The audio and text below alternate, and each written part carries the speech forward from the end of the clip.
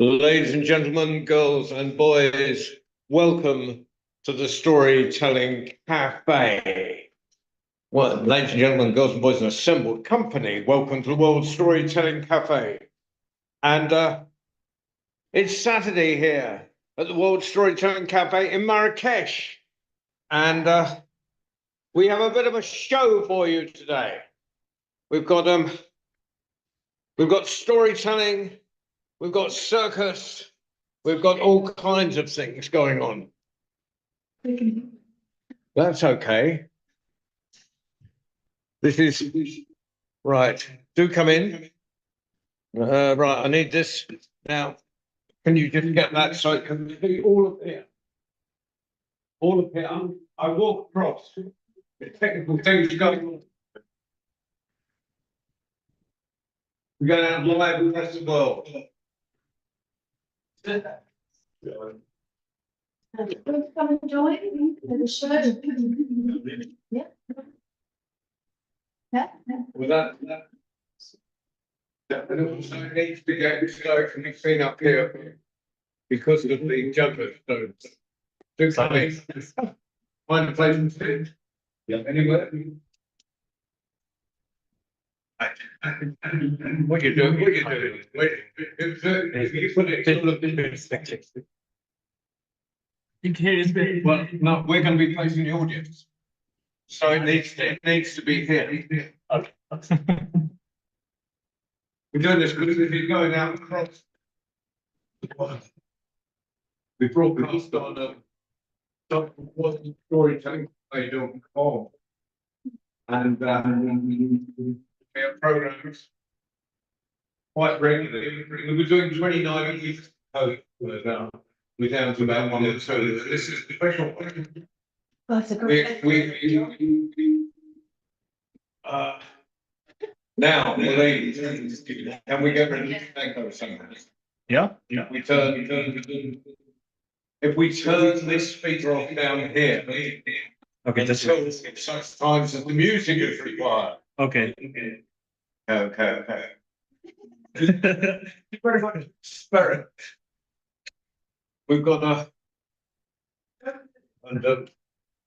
put that there. Don't look there.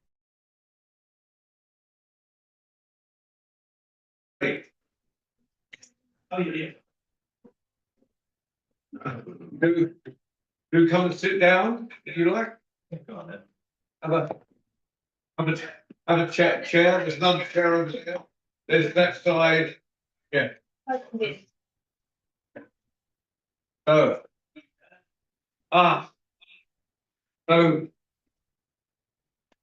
that'll work. You need a bit more around this way, so when they're working, you can be seeing this whole area. So that's good.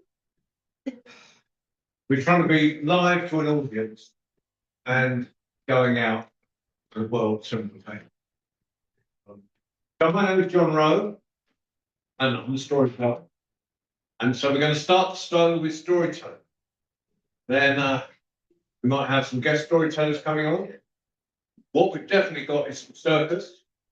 With this low ceiling, that is going to be very interesting.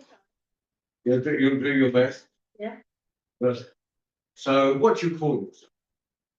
We are the flow of fools. The flow of thought. Very appropriate for this evening. Yeah. So, we have more technical stuff. Is that the one with broken thumb? Whoa. Yeah. We've even got tripwire. And then. Fantastic. So I shall start with the story. And I think we need a story that we can all shout out in. So we could be as one. And this is the first storytelling festival we did in Marrakesh was just after COVID. And it was about 8 days after the borders opened. And everyone said, "You're going to cancel the festival?" We said, "No, if the borders are open, we can do it." And we managed it. It was the first thing to happen throughout the whole of Africa. So we were in every newspaper through Africa and about 4 major television stations. And sitting on the bus station as well was Ishmael. And he was about to go to his village on the edge of the Sahara. When he read about our festival, he decided to come here. And he told me this story. A very serious story. It's about a chicken. And it's that zoo hair down there with his loud voice. Yeah. Excuse me. Excuse me. Excuse me. Excuse me. You hair. If you're going to tell a story, you must come up here and tell it. You hair. You're wrecking a performance. Okay. So never mind. That's okay. Come and go as you wish. Anyway, this is a very serious story about a chicken. Now, chicken is built with sickness. There's only one word you won't understand. It's called marcouche. And marcouche is a mythical bird that lives somewhere in the Sahara. And it's huge. When the chicken had built a nest, it laid some eggs, and the eggs were nearly ready to hatch. When the chicken remembered something it hadn't done, it thought it will only take 1 minute. Nothing can happen in 1 minute. You've been there. So the chicken went away, and sure enough, she was back in a minute. But in that 1 minute, her eggs had hatched, and sitting on her nest was an enormous marcouche. She was a very polite chicken. She said, "Excuse me.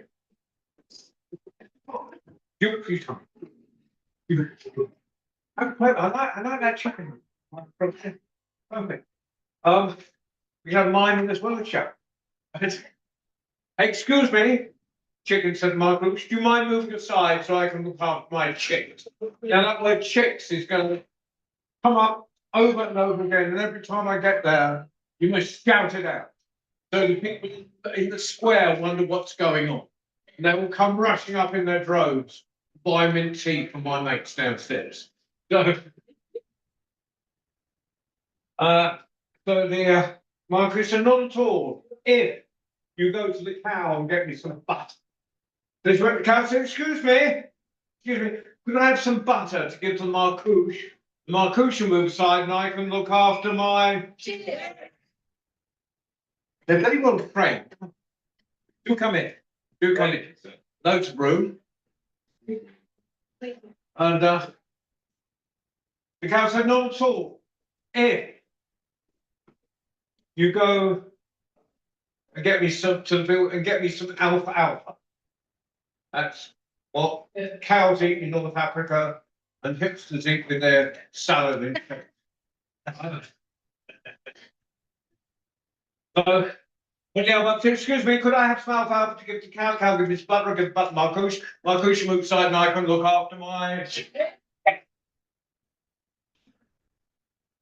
And I well said, yeah, but it's really dry here. Could you get the canal to water us? The canal, so when the canal said, excuse me, could you water the alfalfa, give the alfalfa to cow give us butter, give butter marcouche, marcouche move aside. I can look after my... And the canal said, yeah, but really dirty. Now those of us in the UK will know that the Thames Water had this problem. And it said the canal said really dirty. Could you get the workers to clean us? So she went to work, said workers, can you clean the canal, what give the alfalfa, the cow give me some butter, give the butter, marcouche boots. I no, to look after my... And the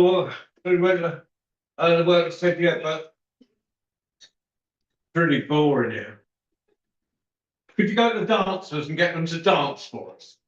So she went to dancers, can you dance for the workers clean the canal, water the alfalfa, give the alfalfa, the cow give you the butter, give the butter marcouche move aside and I can look after my... And the dancer said, yeah, it's really stony.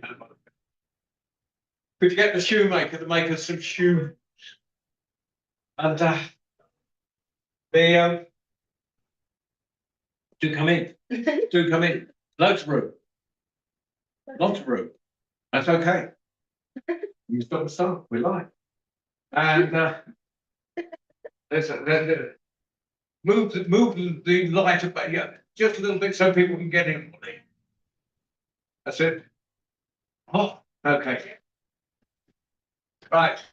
Where were we? Dancing. Oh, we've got to the shoemaker. Go get the shoemaker to make some shoes. When shoemaker, shoemaker. Did you make some shoes for dancers, workers, clean the canal, walk the elf up, give the elf up, the cow, give me some butter, I'll get the butter, and my coach and I can look after my. The shoemaker said, yeah, I'm really hungry. Did you go to the party down the chili couscous? Now, Ishmael was very concerned when he told me the story that it should be chili couscous, not just plain couscous. So he went to the party, said, party, can I have some chili couscous? Get the shoemaker, make some shoes for dancers, for workers, clean the canal, warm the alfalfa, get the alfalfa, the cow, get bits of butter, get the butter for the marcouche, move aside, and I can look after my.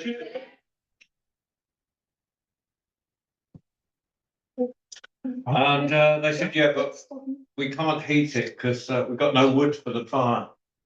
Could you get some wood? So, went to the, do come in. Oh, sorry. Embarrassing. Right, so, yeah, I said, we've got no wood for the fire. Could you get some wood? So, it's a Moroccan story, so there is a bit of a lesson in it. So, she went to all her chicken friends. Oh, rich.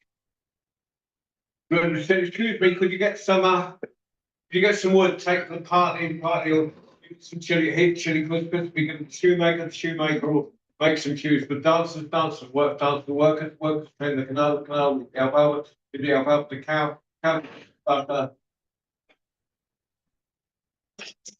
give the butter to marcouche, will move aside, and I can look after my. Now you'll be relieved to know that at this point, every chicken took one piece of wood in its beak, and they took it to the party. Yeah. Whoa! Round of applause, ladies. Where they heated the. I'm not going to kick them this first. Right, which they gave to the shoemakers. The shoemaker who made some shoes, which they gave to the dancers who danced for the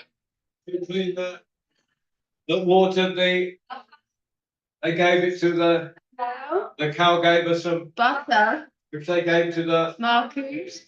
So you took your time. The marcouche moved aside, and at last they could look after their. Give me your Now, sometimes you have to tell a story for the first time, and it's always best to tell it to an audience so you can fall on your face, and then you can work out when it got wrong. And this is another Moroccan story. And there was a poor man and a poor woman. Can I have an R? They had next to nothing to eat. And he went to the rubbish dump every day to pick out bits and pieces of food and little bits of. He doesn't know it, but he's going to tell the story in a minute. He's a brilliant storyteller. He's an Omar. Round of applause for Omar. Don't go away. Well, I'm going to come up and tell the story later. Right. Anyway, so and he was picking around the rubbish dump. Really bad day to me. Nothing. You know, not even those little bits of pizza that get thrown away. Not even a bit of crust of pizza. When he spied a rope just sticking out from rubbish, and he started pulling.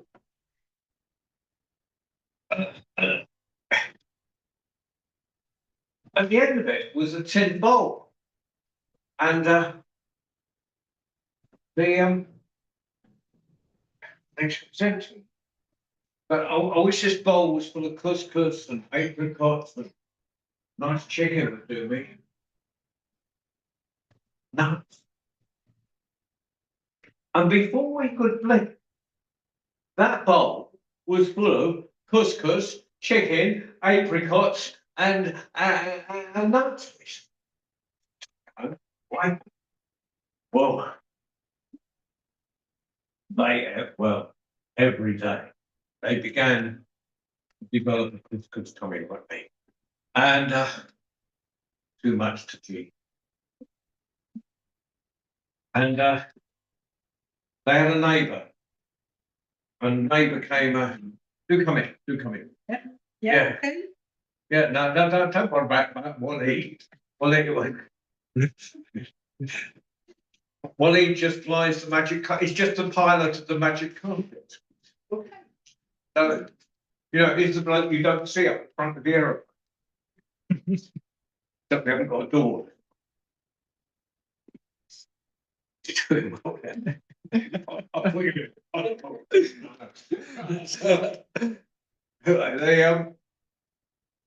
we just pulled the tin out of the rubbish dump. Okay. On the end of a road, and it's full of food. Well, it becomes full of food as soon as the guy who pulled it out mentions the food. Okay. And they magically get, so he takes home his wife, and they eat well. Well, a neighbour comes, knocks on wife's door, and husband said, whatever you do, don't lend that bowl to anybody. But the neighbour came and said, I haven't got a bowl. No, I'm afraid I haven't. And she looked up and saw the empty bowl on the shelf. What about that one up there? Well, she reluctantly took it down because when times were hard, the neighbour had given them bread. And the neighbour took the bowl home and said, just mentioned fancy a bit of chicken and couscous. And suddenly the bowl's full of chicken and couscous. The neighbour realises this is a magic bowl. So when it came to the bowls we returned, of course, we returned a completely different bowl. And when she was challenged on it, she said, she called all the neighbours around and said, this woman's out of her mind. She said that bowl's magic, can be filled with. Well, you could. Katie, if someone said that to you, Yeah. you probably believe. Yeah, yeah. God bless him. So anyway, so they begin to get sinister stick again, and the man goes back to the rubbish dump. Story starts from the rubbish dump, and there's another piece of rope sticking out. Here's the rope. But on the end is a cat. He goes, it's gracious cat. And with that, the cat spat out a golden coin. So he said it again, goodness gracious, a cat. I know. I mean, there's another gold coin. He takes from there. The gold coins. Well, the man took the cat everywhere. But he went to Mark. Friday. He went at the scrub. And he said to the he kept the cat in a bag. He said, look after this. Well, while he's being scrubbed, the assistant sees the bag moving around, opens it. Goodness gracious, a cat. Out comes the gold coin. So the assistant sends the boy down the road, said, get another black cat that looks like this one. Put that cat in the bag. Well, same thing happened when the man claimed his cat had been swapped Think of him. He thinks he's got a cat that spits out gold coins. The whole neighbourhood is laughing. Well, they're four again. He goes down to the rubbish dump. Pulls the rope, finds another rope, and pulls it, and there on the end is a bundle of sticks. Be useful to light the fire with. Takes them home, shows his wife puts them in the corner, and said, all right, do your work. The sticks leapt up, went into the neighbour's house, and started beating her. And the bowl's saying, they'll only stop if you give me back to the rightful owner. Well, the neighbour ran back as far as she could because they weren't going to stop until it was in the neighbour's hand. Very happy. Says again, do your work. Sticks goes round the guy who nicked the cat. Start beating him. Cat says, they'll only stop if I go back to my rightful owner. Was it beaten all the way? Well, soon they're rich.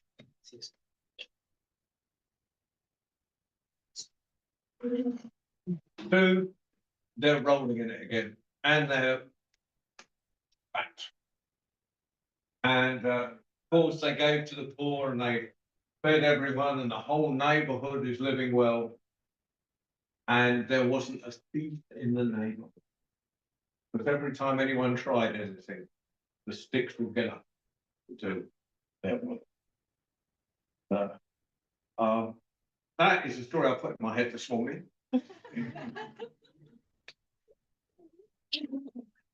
Everything else you told for the first time. I'm going to do one more Moroccan story, and then I'm going to. I think we'll get Flow of Falls up, and then we'll do. And then I'm going to bring up after Flow of Falls, I'm going to bring up a new Brian. Who? Another story. And Red gave me the end of it.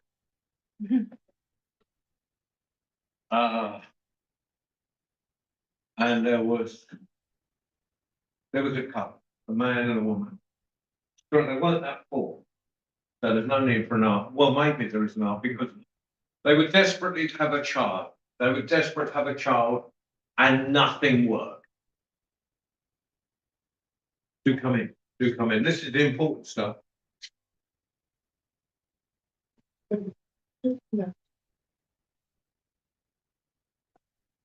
And they've tried everything.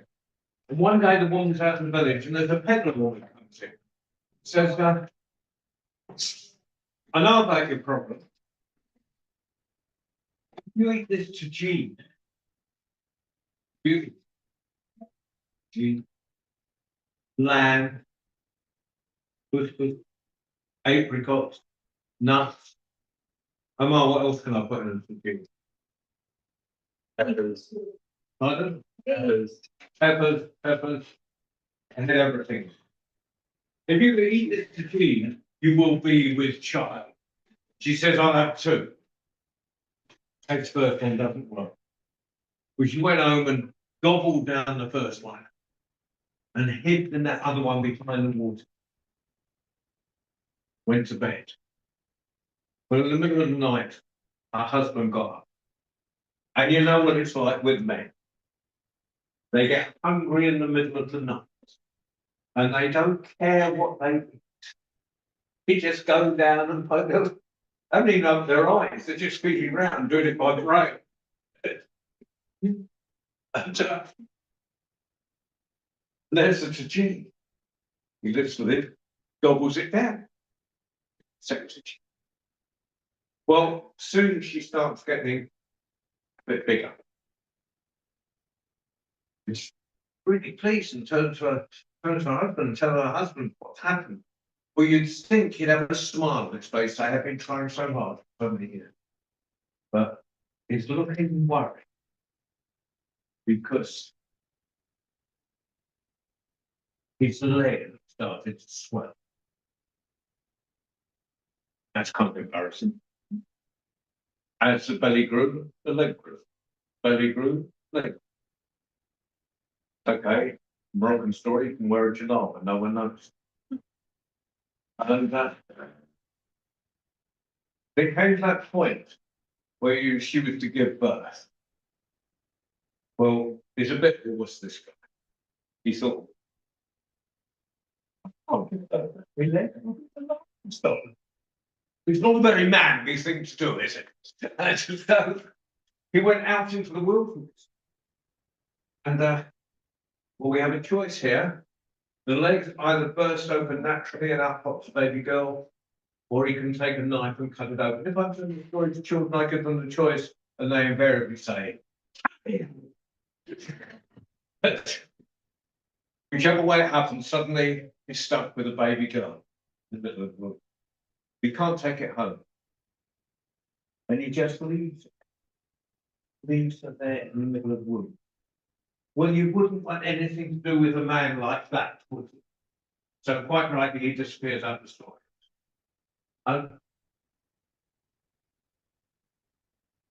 Baby's crying, wet, hungry, when along comes the family of gazelle. And the mother gazelle, here's the baby, supple. And she's brought up with the gazelle and she's run. And there's stories going around, but there's still the gazelle. Nowhere short of the human being was.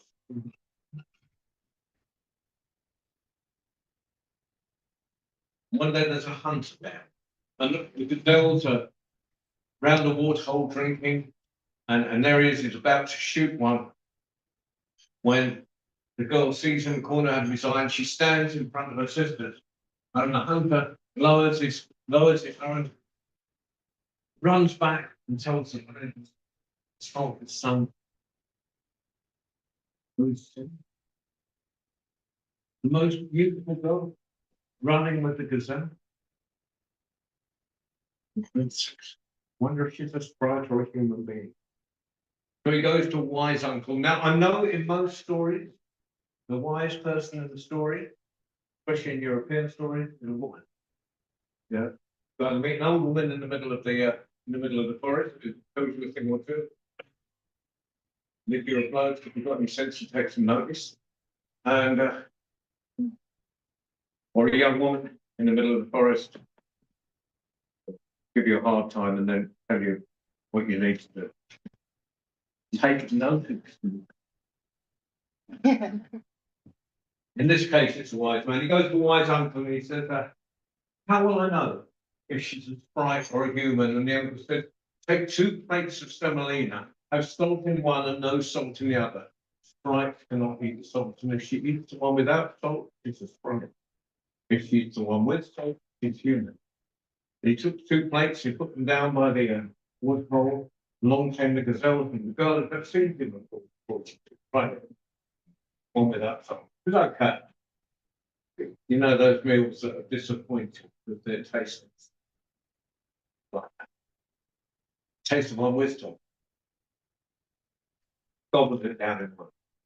Prince is really happy, leaps out from down there. She's good looking lad anyway, but she's not frightened. And then he calls that horse and asks to get on his horse, and they ride back home and they're married. Well, there is a problem. He's already got 19 more. So they go in a room and they don't come out for 3 weeks. The other wives are just a little bit jealous. He was only there with 3 days for me. It was only and it's only 2 days with me. Of course, when they came out, the prince noticed the jealousy of the wife's side, and he asked his workers to build a pavilion and bottom the garden for them both to live in. But that is something. He was one of those insensitive father who hasn't the faintest idea what's going on around. So he sent the prince over to do some business on the other side of the prince is reluctant to leave his wife in the hands of his other wife, but he said, make sure you look after her. I don't, you know, I don't want to come back and find you being called for, okay? Got that. Got that. Well, of course, they pretend. And they were combing her hair. And, you know, it's like with long hair. You pay to get the tangle. And as you pull the comb through, even one of those brushes that are designed for something, it's a bit of an ouch moment. Well, every time they got the ouch moment, they found that one of the other wives put a pin in her head, a needle. That was tangle after tangle, needle after needle, tangle after tangle, needle after needle. As the last needle went in, she turned into a dove and flew on. Meanwhile, the workers were building the pavilion. And every night she would come and sit on the pavilion wall and say, born of a Tajine, from the leg of a man, I married a prince's wife, who crawled to me, walls fall down. And the walls will fall. And then new workers employed, and the walls still fell down, night after night after night, until the prince came back. She said, where's my new wife? He said, oh, she grew fools. We see her occasionally running with the gazelle. Wait a life. So he suffers. He just goes and sits beneath the walls of the pavilion, sort of never quite fulfilled. His lip is dragging along the old. Sits down. The first night, the dove landed on the wall behind. Born of a Tajine, from the leg of a man, I married a prince's wife. What crawled me walls, fall down, he didn't even notice. He was so wrapped up in his own grief. Well, the next night, the dove decided to take Matt. You come in. Matters into her own hand. Who's coming? And so she stacked with that. Born of a Tajine, from the leg of a man, his wife will crawl to me, walls fall down. So the walls fell down, but this time he noticed.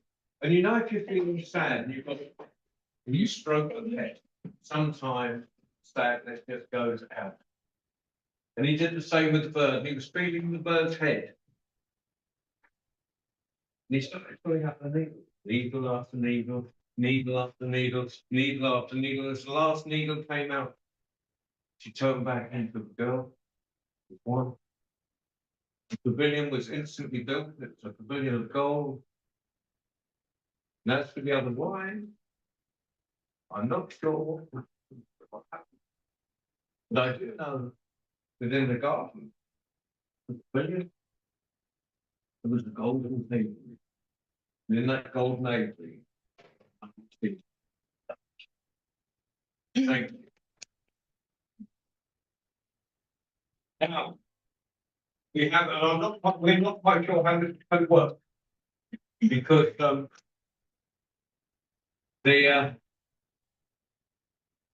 like every other time I've seen them perform, they've been in a big top. This is like a low top. The lowest top they have. Yeah. So do you need to speak at all? Who does either of you need to speak? No. In the course of this? Well, then we won't put on a second microphone.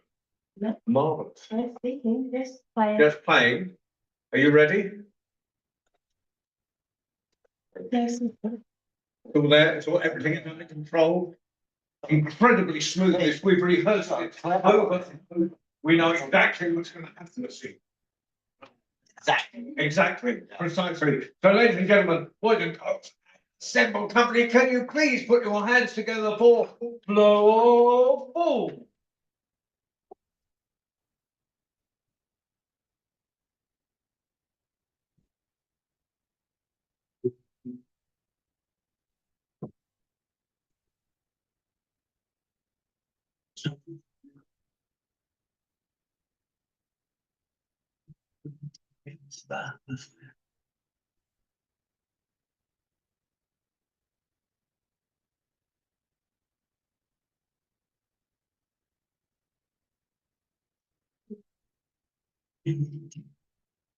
À la verticale.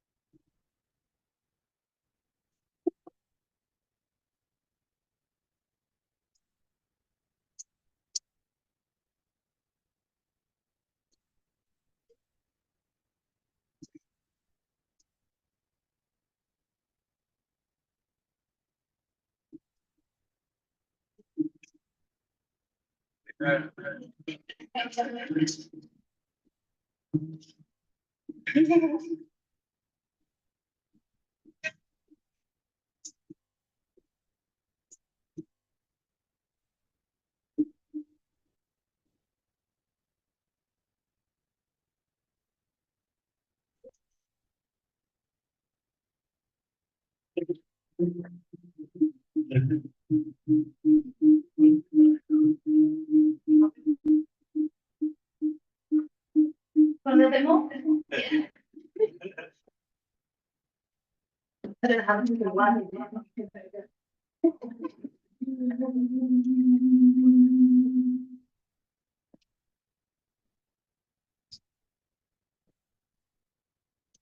Oh. Maybe I'll.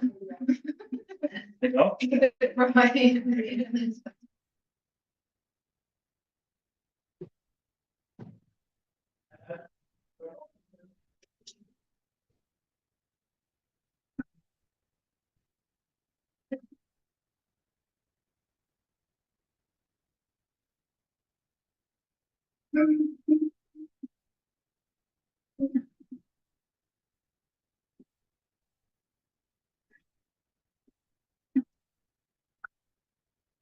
Right.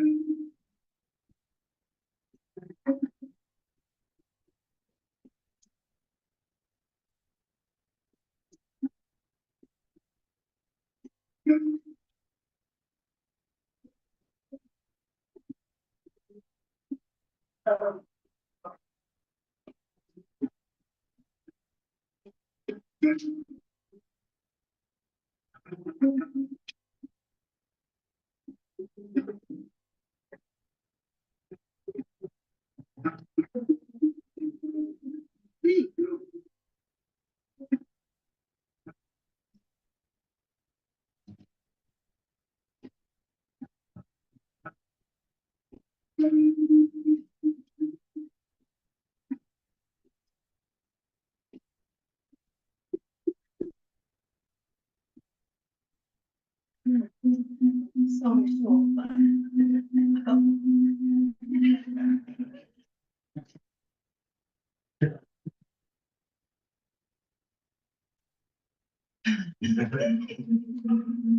Oh, really low.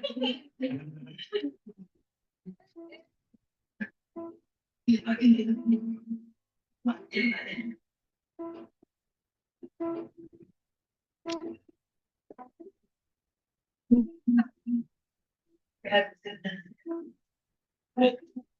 Yeah.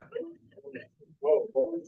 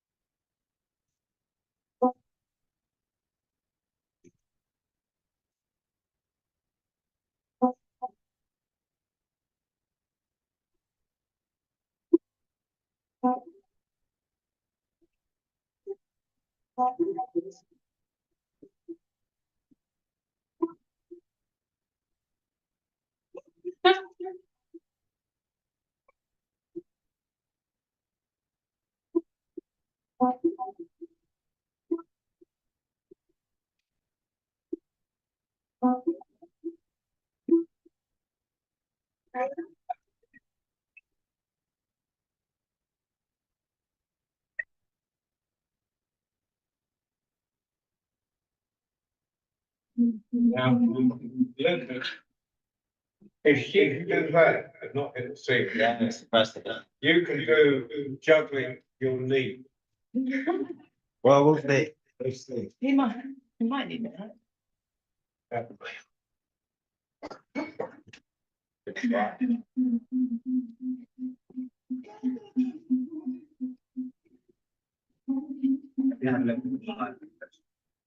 Actually,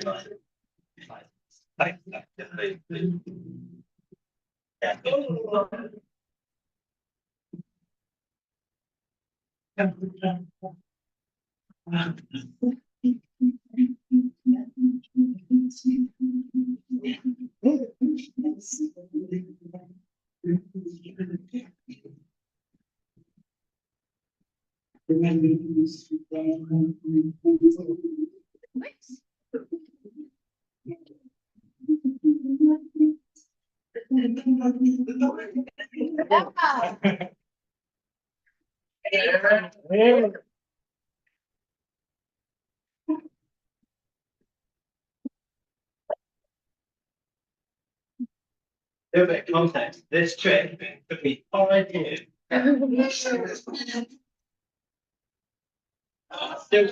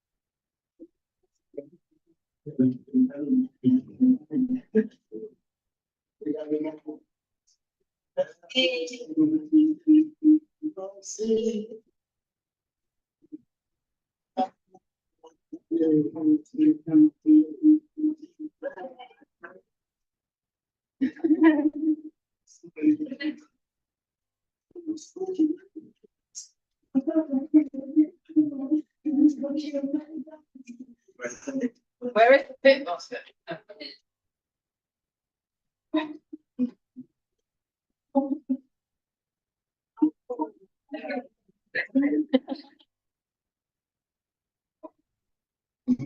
Juggle on your knees.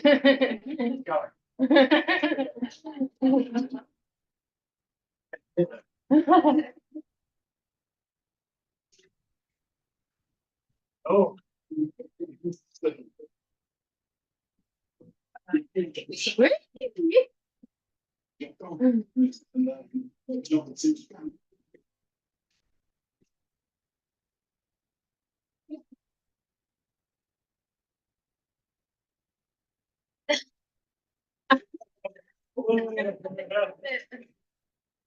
Okay.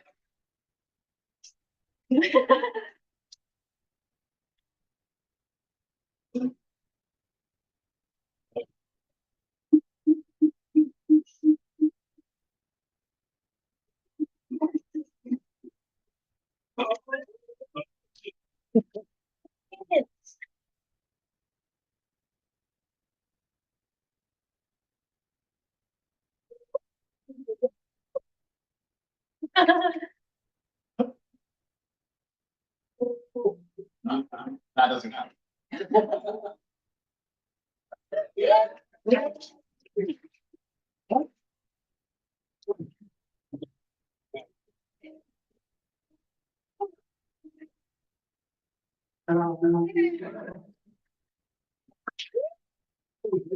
Whoa. Blow or fall. Well, I'm not going to tell another story because at the last storytelling festival, someone hung about with a lot of storytelling. Especially there's a great storyteller in Britain called Pappy Thomas, and someone just walked around with Taffy Thomas, who is not quite as old as me, he's a bit more decrepit. So Omar accompanied and learned all the stories. And then the earthquake happened. And the young men and women of Marrakech were taking relief stuff up to the mountains, up the Atlas. And there was one village where that spoke a particular dialect of Amazon, and Omar was the only person in the team who could speak that particular dialect. So he carried how much up there? Did you go up on motorbikes or did you walk? And as well as doing giving relief, people need their minds fed as well as their stomachs. So Omar began storytelling, and that was when the earthquake happened. Since then, in April I saw him on stage, and it had been like he'd been doing it for 1,000 years. So Omar, do you have a story for us? Yes.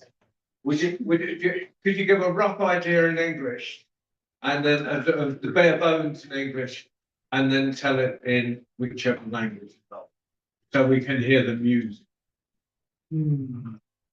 Interesting. Okay. Yeah, I did warn you. I was going to.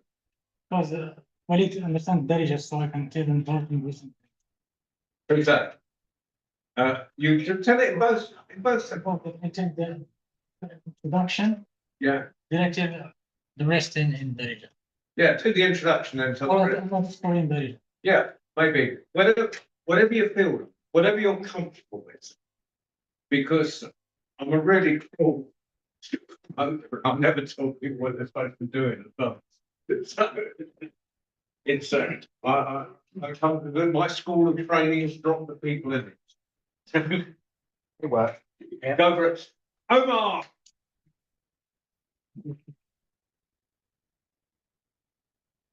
Ladies and gentlemen,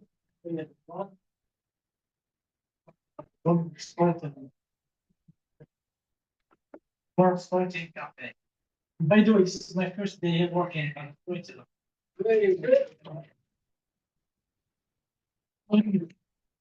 I'm my second audience. Yeah. Before you start, so do people across the world thinking. Oops. Okay.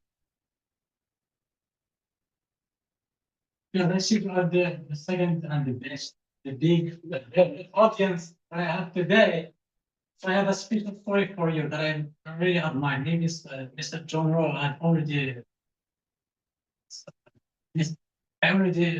it from me here. So it's about the water cylinder. You know, in Deja, it's the grill. So the story goes like, once upon a time, when the world was still young, in this beautiful city of Marrakesh, there lived a man, a beautiful man, who used to be water seller. So this water seller was like a water seller city, selling water in the jungle now. But one day it became an old man and could not compete with young grass. He would jump around like the clients to serve them water. But with his old tired magic that could not make a lot of money. So he had a lot of ideas in his mind. So to make money and to grab people's attention. So he went to the souk nearby his house. He brought some raisins and went back home directly and soaked those raisins in a warm water. Back then, we don't have fridges, we only have the office spot. So he put those raisins in a rope from his house. The second day, he wakes up very, very early, went to the rooftop of his house. He brought the water, he tasted, and it was so sweet and refreshing that summer Marrakesh day. And he was so happy, so excited. Yes, with that water would make me a lot of money. Then he went to the souk, and no one unfortunately noticed that with them. Very, very young man, old man, and he thought of other things. So he had an idea to speak to his wife. He said to her, "My wife, I have a problem here. People don't notice me. What am I doing? So to serve my life, to serve you. put on the table. So he had an idea. He put a phrase, he created a phrase, he would say, "Shambani sweet, that's the Allah nahi, in English, he would say, sweet drink of raisins. Whoever that knocks the door of God, he never be deceived. And whoever looks at all, shall fall right into the wife. Because they always supporting him. And he went to the souk and sweet drink of raisins. Whoever knocks the door of God, he never be deceived. And whoever digs a hole shall fall right into it. Sweet drink of raisins. What? One of the merchants heard the story. What? Sweet drink of raisins. I want to taste that sweet drink of raisins. He called for him. Look at that. Come here, please. What are you selling here? This is beautiful water. For the merchant.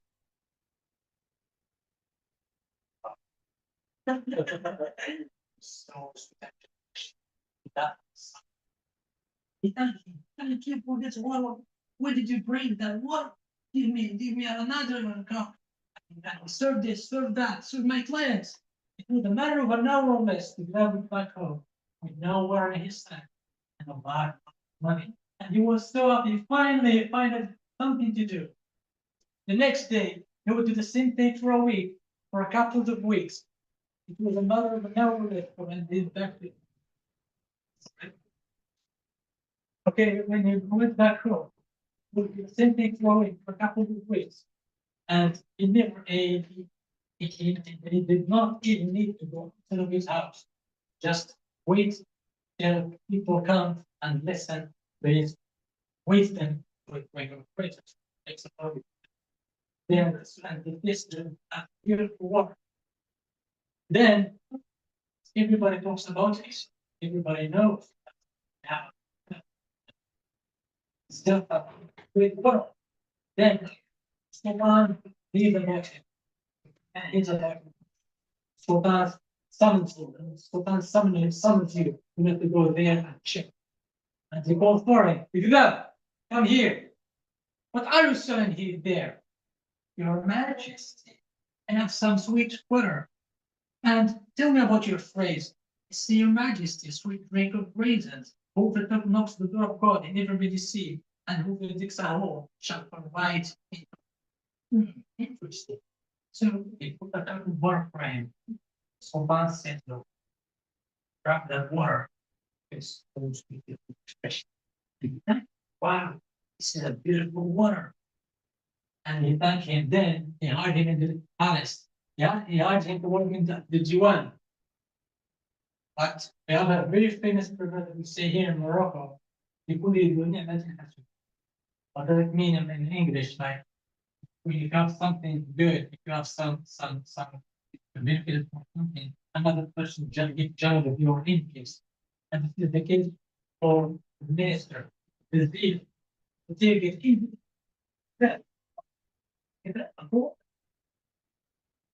Oh, there, I mean, here, serving the palace, and you own a lot of money, and me and the vizier.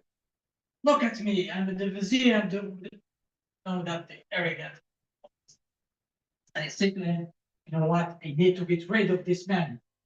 Yes.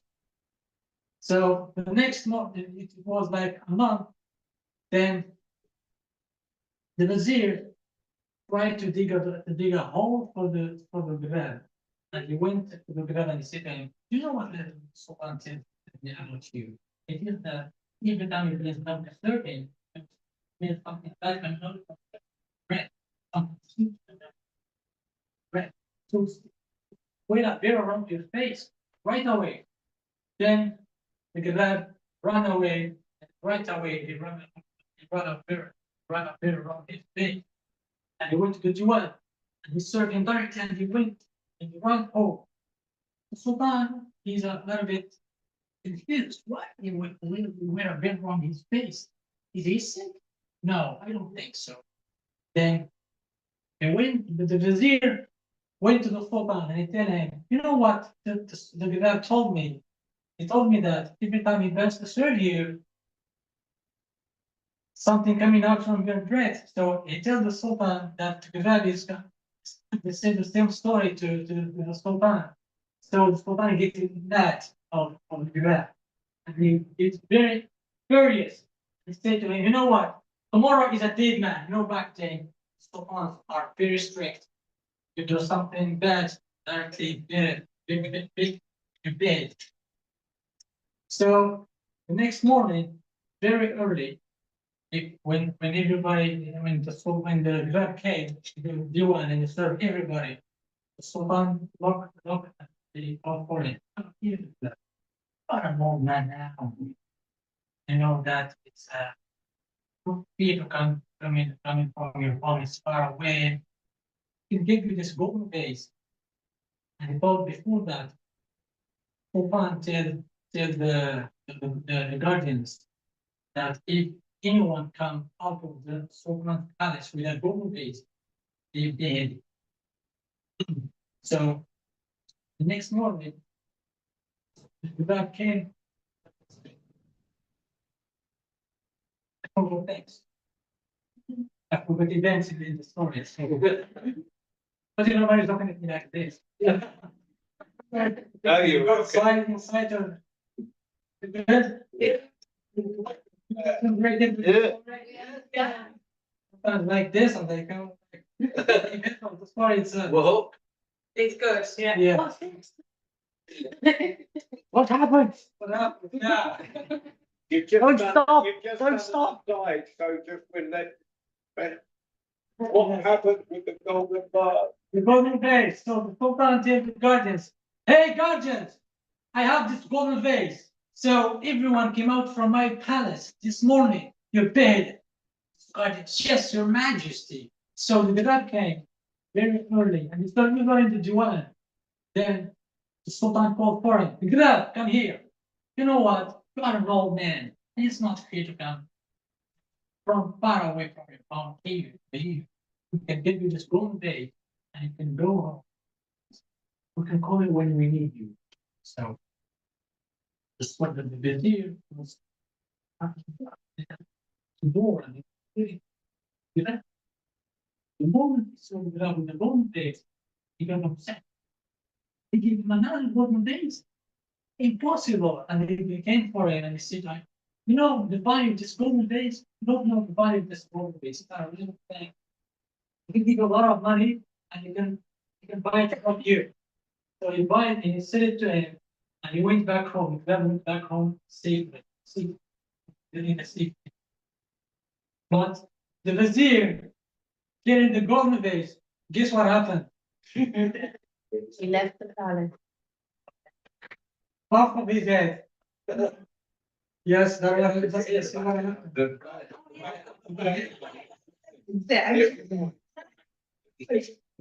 So the vizier then was beheaded, and everybody was screaming in the palace. The vizier is dead. The vizier is beheaded. The vizier is dead. The vizier is beheaded, and the sultan hears about the tank, and he wants. The vizier is dead. The vizier is beheaded. Impossible. Oh, you dog! Why did you kill my vizier? And he shouted out to the guardians. Oh, but his body, your majesty, you're still in the vase. Bring me that old man. And they bring the old man glad. So why did you give the golden vase to the vizier? It's not me, I'm very poor, poor man. And he is the one who told me to fight for me. And I'm just a very poor man, please don't hurt me. He said, yes. Let me understand things. Let me clarify things. Tell me about your phrase, old man. He said, sweet drink of raisins, who will next the door of God, will never be deceived, and who will be sound shall provide in the. And he said, so smile, and he said, yes, indeed. Sweet drink of raisins, you have a sweet drink of raisins. And the Sultan, right? And it will not the door of God, and the God leads to you to me. They give a lot of money and the vizier digs a hole for a year and they fall right into it. And they give them, and the Sultan give the guy a lot of money and he back. And he go and without his family, he have to get around, he tell the That's the end of that way of sport.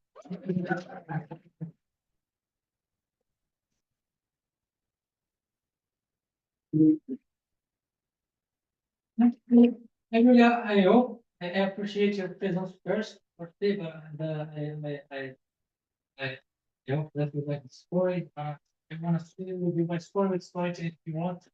1 minute. Why I'm interested in sporting at first place. And we Mr. Brown mentioned before. It's like I was volunteer at the International Sporting Festival here in Marrakesh, second edition. And I was lucky to my Mr. Patrick come up like one of the greatest storytellers of England and the world. There was a the whole festival, like they chatting, speaking of storytelling, and then we feel that connection between me and him. And they consider him like now like a spiritual father. I don't know why I consider him like a spiritual father. He teaches me some lessons, life lessons and storytelling lessons. Also, as he also every time in every way wants to finish very praise. Listening is more important than speaking because we are 30 of one man. They speak really. Also, my sport with sporting has become like 2 years ago with the festival. Also, what I'm, why I am connected with Mr. Tafikinov because they are not school at the age of 45. His left of his body is like stopped working and he stopped talking. One of the psychologists advised him to use storytelling to try to speak again, and he succeeded. When I was young, I was stuttering, and you can imagine and a young boy stuttering like I all the time. Then still, you can recognize this. But when I heard the story of Mr. Tafik what I see, like he can do it, he cannot speak, and he start speaking again. So storytelling and just stuttering. Why cannot do storytelling with a therapy? So here I am. Come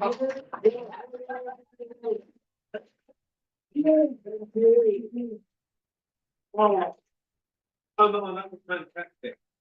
Brilliant. I love that story. Right now, because I like to drop people in it. Oh, thank you. Is it gone on? Can't put it on again. Well, they did tell me. Right, that's okay. Ryan, that'd be you. Me? Yeah, I'm not the only guy in the room. you're the only one, you're the only Ryan. So stand up. Now. So, because he's kind of got inspired lately, very much so. Right, Ryan's going to do an original story.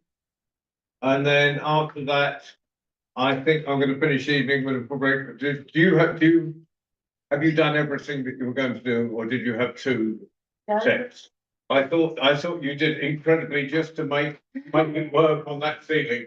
You know, I know I'm a sadist, but I'm not going to ask you to pull anything.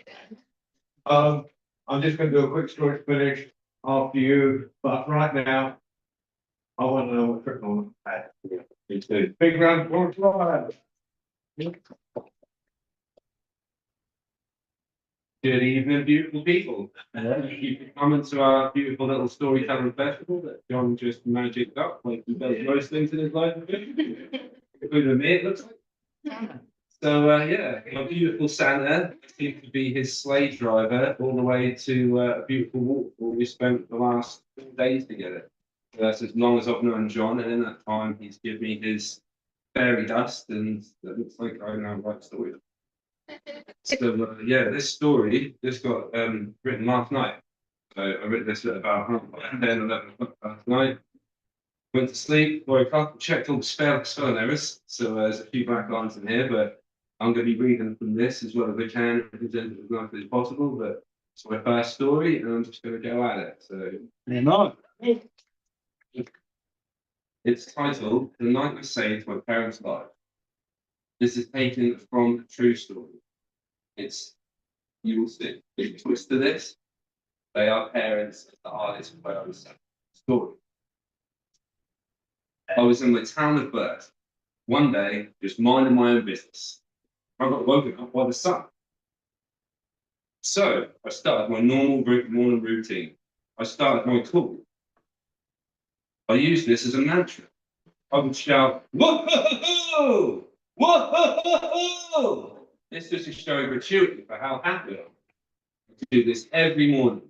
I'm inside on stretches, and I keep repeating this mantra to get me ready for the day.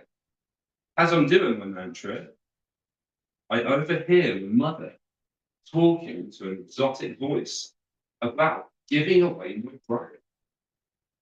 And shockingly to you lot, I was actually very gentle. As I'd always dreamt of being with an exotic family somewhere else. This mountain town just wasn't for me. I really felt like being on the beach. I wasn't a mountain. As I overlooked the conversation, they actually agreed to take me instead, as I was actually the young brother. So these new parents can't get a chance to teach me. But thank you. And then, as simple as that, my mother came and got me, gave me a big kiss, to say goodbye. Okay, very simple, because I was already an adult child, so it was quite normal just to move on. So I thought, fine, I get my exotic parents, and here we go, into adventure. And there they were, blonde-haired beauties, my new parents, mum and dad. They treated me with the most respect and pride you could imagine. They took me everywhere. They took photos of me. People even stopped us in the streets to take photos of us because we all looked so happy. We were quite a team. Me of Japanese heritage, and then of English and Canadian, all living happily in Mexico. It took me from my mother town of San Jose del Pacifico. We traveled in style, carriages far and wide, eating exotic foods, listening to the best music and drinking the best drinks. We really did have the best. I was given my own handmade carriage. It was beautiful and they held me in their arms. We went through the jungles, we went through the rivers, with nothing but love and laughter all the way. Both my new parents seemed to have a childlike quality, perceiving the world with a wonderful adventure always looming in the distance. Never knew what we would get ourselves into. I lived a beautiful, blessed life with them. I even got to live on the beach like I wanted. I got my own area just for me. I got to play in the sand, run in the dunes, and splash in the sea every day. Everything was great, except the wild dogs. I was always getting chased by wild dogs. I don't know why that fits, but it does. As ever, my brave protectors were there to keep me safe and out of trouble. Good old mum and dad. One evening, we were all in the town of Mazunte. Might mean something to some people, might not to others. But Mazunte. It was a splendid day. We all had down the beach together. We had a restaurant dinner. And my parents, with their childlike guardians and their cheeky, jovial mood, found themselves some magic jelly beans. They had many of these jelly beans. They seemed to leave them in all sorts of strange places. Seemed to be in places would always return to. I had a strange feeling. It was what gave my parents their childlike demeanor. You're unsure. And that evening, late on, my father got a phone call, a distress signal. It was one of his friends. They had got into his magic jelly bean stash. They'd gone and eaten all the jelly beans. So, to save this person from a lot of trouble, my mother actually had a cure. She was a medicine woman. So we were on the way. We had to figure this out and save the day. So my brave parents, there was a few small problems, I have to say. My parents had both eaten too many magic jelly beans themselves to drive the car. In this predicament, Oh my goodness. yes. He goes, they had no money for a taxi and nothing but pockets full of jelly beans. The problem was, in that country, they were currently outlawed jelly beans, so they hadn't had a My brave parents, with no regard, stood by the side of the road in their swimsuits. They decided to stand there with their thumbs up, trying to hitch a ride.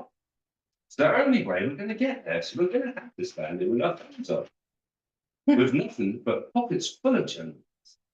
They persisted to hitch a ride to rescue their dear friend. They wait and they wait with their thumbs high in the air. Oh, wait, is that a car stopping? Oh, no, splash a button in the face. Stops the car. They wait and they wait some more. And still, no one stops for these two blonde gringos at the side of a road in their swimsuits on a dusty Mexican back road at 2 a.m. in the morning. I wonder why. Then finally, a truck slowing down. Yes, our prayers are answered. My parents both start running towards the vehicle, which was actually an armed police. Yes, with a mounted gun and many armed police. They were thinking, amazing, we'll get to ride this military truck and save the day. We're going to be heroes. And this time, my parents in their rose-tinted shades, they were quite cute. They were actually hanging off one eye. But at this moment, the armed truck, they were running at it with me and the baby carrier, trying to move the back of this vehicle. And the spotlight comes on. We're all standing there like deers. Flashlights all in our faces with police screaming, put your hands in the air, everybody, put your hands in the air. And both my parents, they began to panic. My father starts shouting, it's just a chicken in the bag, I swear, it's just a chicken in the bag. Both looking at each other quite strange right now, and he's still repeating, it's just a chicken, I swear. The police still repeating, put your hands in the air. And once more, my father, I swear, it's just a chicken. The sergeant comes out of the front of the vehicle. He has a flashlight and a handgun. He walks up over to me and the baby carrier. He points his gun inside. He looks me straight in the face and he says, yeah, that's right. It's a rooster. You can let him go.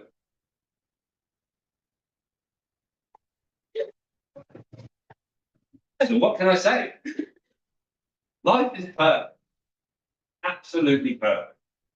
Because if I wasn't a chicken in a woman's handbag on a beach town in Mexico with a Canadian mother and an English father, my parents would have been locked up for possession of magic jelly beans.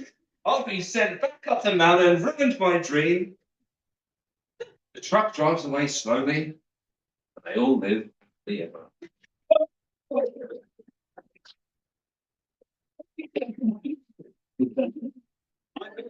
I'm not sure whether I'm a good or bad. And I do have another small one. It's not particularly a story, but it's a poem. Well, go So for it. if you allow me to read a little poem, I can fill up the last bit of Yeah, that was brilliant. the stage. Give us more. It's also written very recently. Yes, on the way over, I had a nice family holiday. We all went to Portugal just before I came to Marrakesh, and on the plane to Portugal, I was standing up in the aisle, started writing this poem. So I think the poem really, basically, I have no mind about what the topic was. I'm going to keep rambling until I find out. And yeah, I was dancing around people in the aisle, jotting a little bit down, bagging behind me, no problem. And so there would be a paper from black, white, and all that be the one. Yeah. There it is.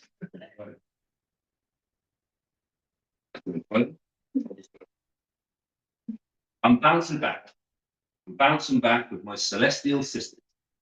They knew the floors behind my eyes. Nowhere to go and nothing left to hide. Just a dulcet vibe conversing in style. It was a blissful lift, sensuous time, holding me over the tent. An eternity of feather-dusted whimsical clothes, each of them a piece of my puzzle. Once together, no longer dwelling in despair, just floating lighter than air. Untangible disclosure of a primordial life force, weaving and whittling this unique dance through time, holding it close to my heart, forever mine. The darkness ever clearer, depths beyond the reach of any light, that it could be felt with the tender touch of the Creator's hand. It was slipping through my fingers, falling, diving like grains of sand. Just for another day to feel, to breathe your slick rush, the joy, the laughter of love, in all the pans, in all the textures, for it is for justice to be known that can stand up to any judge. The ineffable lust-filled cup overflows onto my corduroy plats. It streams and gushes with the power of 10 rivers. It swells and pulsates to the rhythm of a tribal nomad strapping up his boots. I try to grip, I try to hold, I try to tame to no avail, just avail to undress, slow, seductive temptress. Teased, shown a glimpse, then just to slip back behind the curtain. The lights drop, the smoke fills the room. Pulse beats in my neck, beads of sweat drop through the layers of my own perception. Spun, intertwined on the quantum loom of time.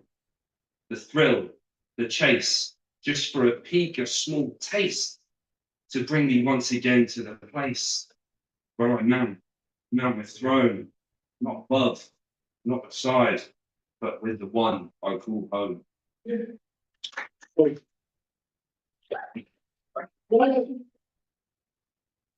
So, thank you for the stage, John. That was amazing. The experience. You don't want to get in the frightened too. Well, You end up with. yeah, I don't know what's going to happen. It's a slippery slope by the looks of it. I've already got a cane now as well. Doug, thank you all for coming and staying. And I'm going to finish with a short story. The reason that camera's there is because of the website on storytellingcafe.com. And I used to have a Tuesday program for young international tellers. And amongst the tellers that came on we had children from Punjab, we had children from Nigeria, and children from Gaza. And we were building up this international community. Kids, fantastic, telling stories. I'm listening to each other's stories. And this was a story told by Charlie Dove. She's 17 now, but I think she's first. When she told this, wasn't good then. But, and I think it's a miracle that she can tell stories like that. But they were still great. And they had a long journey to make it. And they got a few supplies and they're walking through. Now, even the best of friends occasionally fall out. Of course, there are exceptions. Especially if one is less patient than the other. So there was one started whinging, going, I'm hungry. When are we going to get there? Have you got any more water? It was quickly. I've only got some in your hand. I give it to me now. Well, even the most tolerant, patient snaps. They've been out for about 2 days walking. Just themselves become running out of supply. Ring.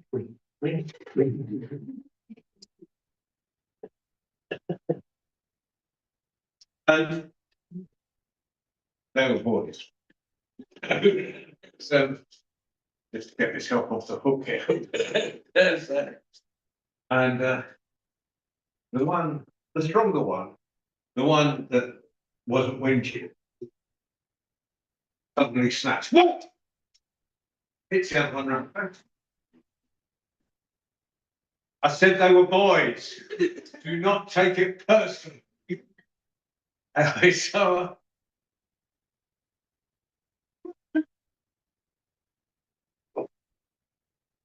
I think they're right in the sand. My best friend hit me. They carried on. So they came, just one walking behind the other, neither was speaking. So they come to know these. Quite deep. Quite deep. Got lots of problems. They dive in for a swim. You.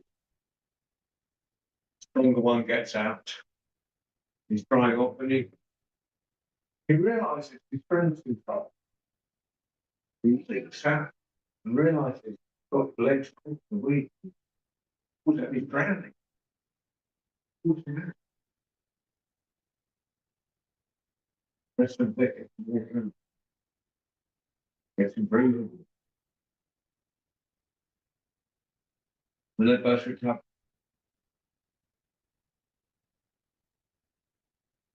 Weaker one. Got stuck and rock in the rock. My best friend saved my life. The other one turned around and said, "Oh, when I hit you, you wrote it in the sand. And I saved you, you wrote it on." He said, "Well, I'm sorry. You want to recognise it, you don't want to think about it forever. And the wind will come, blow that sound. If someone does something really good, write it in the starts."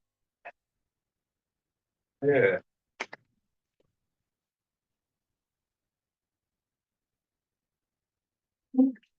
If anyone happens to be in Marrakesh from between January the 19th and January the 25th, we've got about 100 storytellers coming into town for our International Storytelling Festival, Moroccan and international tellers.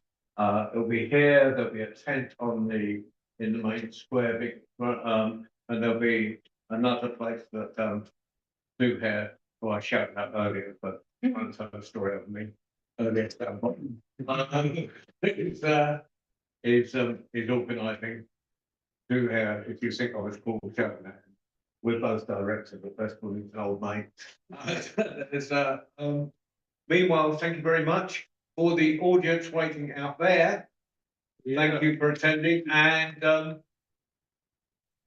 Friday is it Amir Burke, and anyone who wants to do more stories, check in storytellingcafe.com. There's thousands of stories. Meanwhile, good night and thank you. Flow forward. Omar. Ryan.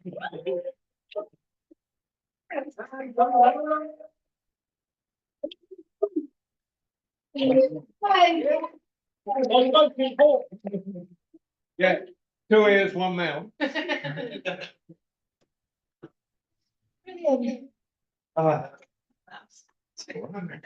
That was cute. Yeah. Of course, you took up. I don't know.